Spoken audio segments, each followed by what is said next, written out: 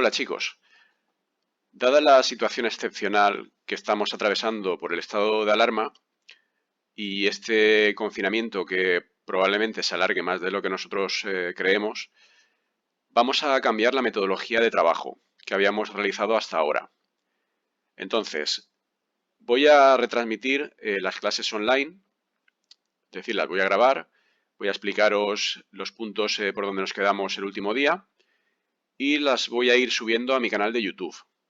Entonces, vosotros lo que tendréis que hacer es cada día de clase, que en nuestro caso pues son los martes, miércoles y viernes, en cada una de esas sesiones que os mandé las actividades que dije a vuestros padres por Ítaca, antes de ponernos a hacer los ejercicios, deberéis visionar los vídeos que iré subiendo a YouTube. Procuraré hacerlos la misma mañana que tenemos las sesiones. Entonces, esta, por ejemplo, correspondería a la clase del martes. Mañana miércoles, pues subiré el siguiente vídeo y la del viernes igual. Por tanto, empezar viendo el vídeo, lo termináis de ver y después pasáis a realizar los ejercicios que os pedí. Una vez que los tengáis todos, los de la semana, me los mandaréis con captura a través de mi correo Gmail, el que ya conocéis. Así que vamos manos a la obra.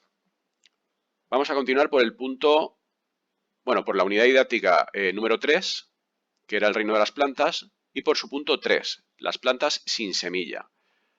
Comenzamos. La planta sin semillas incluye tanto a las plantas briófitas, que ya las conocéis, que englobaban a las hepáticas y a los musgos, y a los pteridófitos, es decir, lo que conocíamos comúnmente como los helechos, les falgueres en valencià, que luego pasaré a explicaros. Vamos a comenzar el primer punto viendo las plantas briófitas, las hepáticas y los musgos. Estas plantas no presentaban ni flores ni semillas, como recordaréis. Las hepáticas son más antiguas, son menos evolucionadas y carecen de vasos conductores. Pero los musgos sí que poseen, aunque son muy rudimentarios, están muy poco desarrollados. Estas plantas descendían ya lo comenté en el vídeo anterior, si recordáis de la Flip Classroom, descendían de unas antiguas algas verdes hace 500 millones de años que desde el medio marino comenzaron a colonizar el medio terrestre. Pues hace unos 400 millones de años, es decir, tuvieron que pasar 100 millones de años para que empezaran a aparecer estas plantas por evolución. Al carecer de vasos conductores o tenerlos muy poco desarrollados, recordad que los vasos conductores eran el xilema y el floema, que transportaban por su interior la savia bruta y la savia elaborada. De forma análoga era como si nosotros, comparándolo con nuestras venas y arterias que transportan la sangre, pero en su caso es la savia bruta y elaborada. Por dentro de estos vasos debería circular la savia, pero como no tienen, o los tienen muy poco desarrollados, están obligados a vivir muy cerca de medios acuosos, húmedos. Esto le impide superar los 20 centímetros de altura, es decir, alcanzan portes muy pequeñitos, muy pequeños. No pueden ser como los árboles con flores, como por ejemplo, no sé, un pino que puede alcanzar 20 metros, es imposible. Entonces, dado que tienen que estar en lugares muy húmedos y que los nutrientes, es decir, el agua, las sales, etcétera, lo tiene que tomar directamente por difusión, es decir, difunden los nutrientes desde el medio hacia el interior de la planta, absorbiéndolo por todas las partes de su cuerpo como si fuera una esponja. ¿Ok? Recordar, no tienen vasos conductores, entonces tienen que absorberlo por todas las partes de su cuerpo. Y eso le condiciona su tamaño. No pueden ser superiores a los 20 centímetros de altura.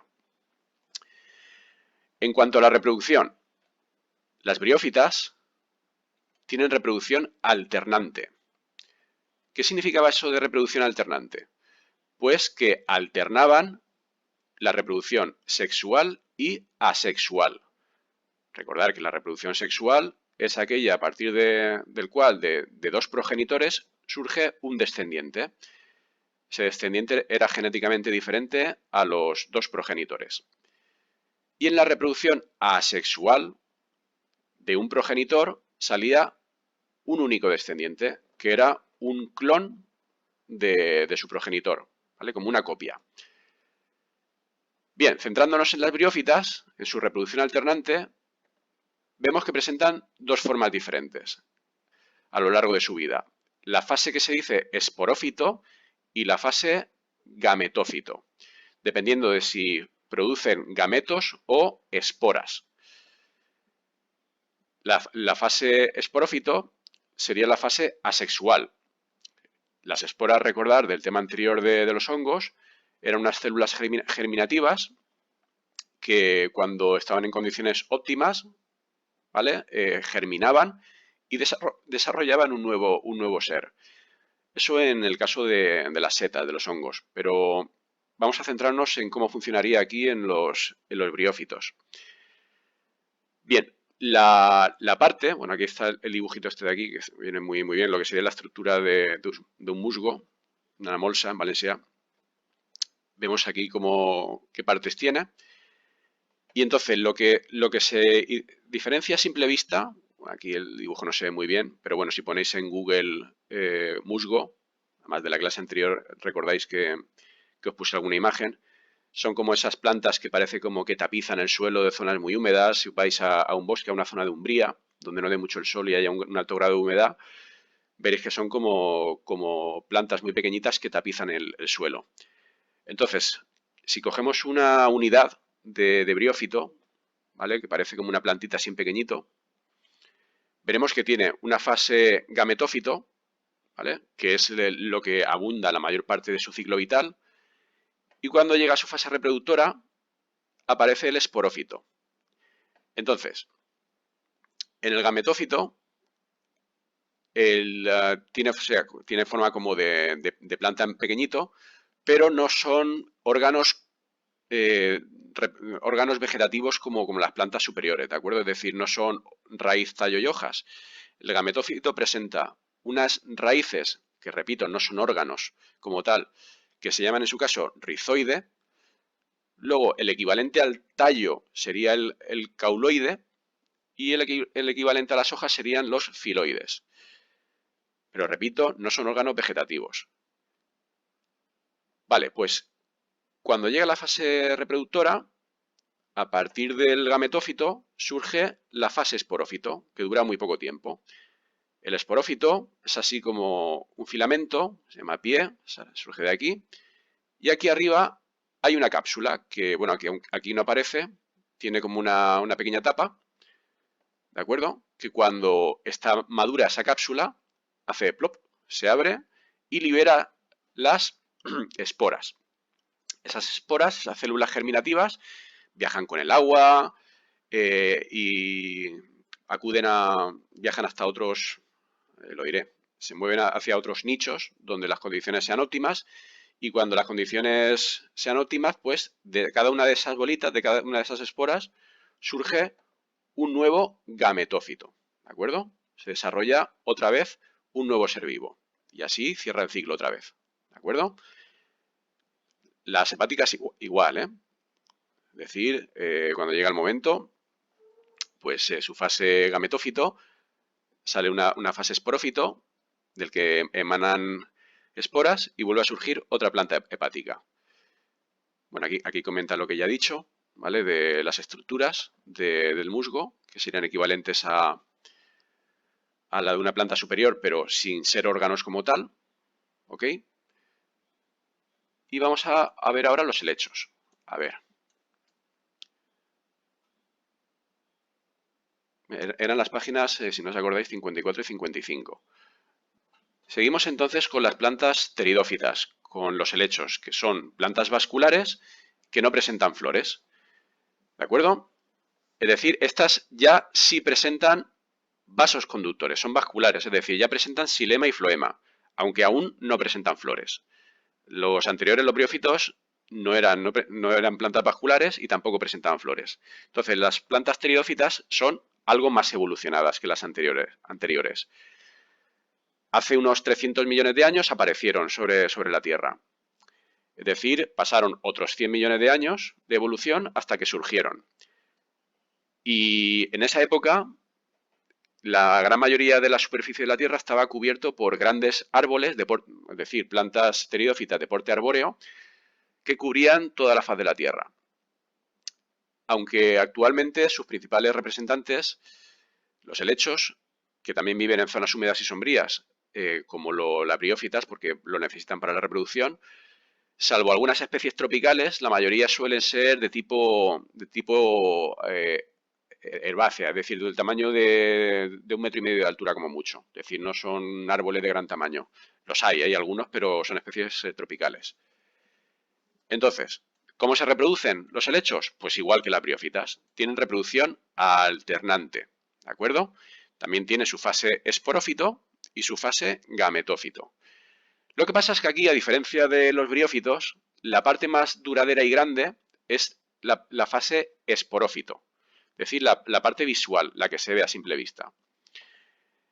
La forma de gametófito es más pequeña y dura menos tiempo, ¿vale? Que sería la fase reproductora. Vamos a verlo atendiendo al esquema que hay aquí abajo, que es más sencillo de entender. Un esquema vale más que 1000 palabras. Bien, ciclo biológico de un helecho. Vale, pues tenemos en primer lugar el helecho, ¿de acuerdo? Que recordar que tenía, digamos, en las estructuras tenía raíces, ¿de acuerdo?